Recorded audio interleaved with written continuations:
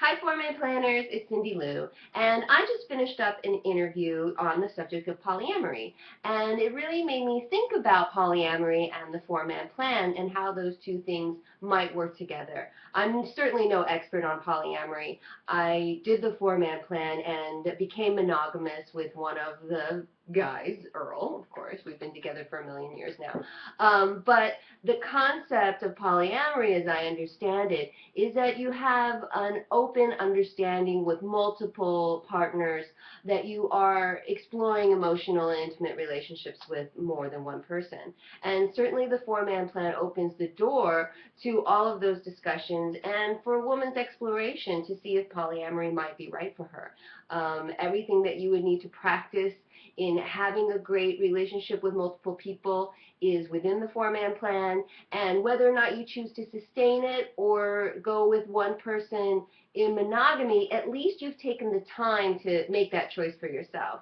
I really think that we've all been hammered with this idea of happily ever after is a monogamous relationship with one person, and certainly that's going to be right for some people, but to try something like the four-man plan is to allow yourself to step out of that programming for a minute, see what else is out there, travel the landscape and the world of different configurations of relationships, and then come back and decide for yourself if something like polyamory is something you would like to do, at least maybe for a while, maybe for a few years, or if monogamy is just the way you are and the way you're wired. For me personally, I love dating. I really love dating, and I really love dating multiple men for a long time. I mean, I have fantastic memories of my single life.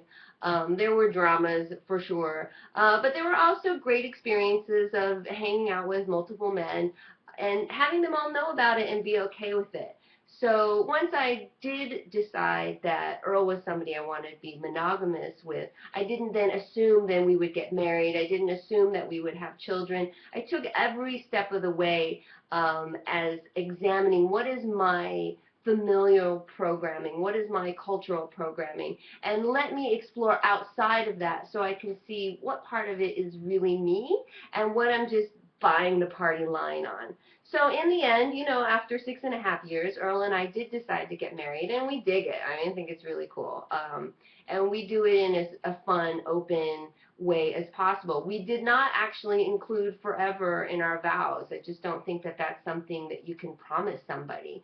But we did promise each other that we would continue to grow and continue to explore and continue to be completely honest with each other. And so far that's worked with us, for us. And we sort of stopped at the line of kids. That's something that he always thought he would do, and the more we discussed it and we explored our lifestyle, we decided that wasn't for us.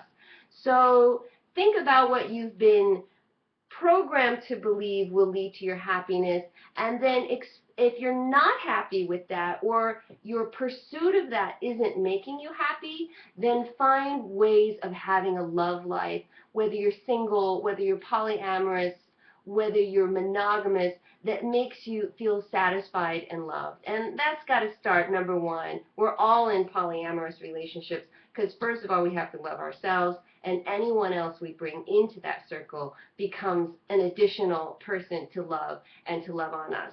So open your hearts and minds and explore whatever you want to. If you're young and you're single, I mean, freaking go for it, you know. Now is the time. But do it with a really open heart and mind and accepting of other people's views and really striving towards your own truth versus your programming and the Disney Channel. All right. Thanks, everybody. Thank you, Four-Man Planners, and we'll see you soon.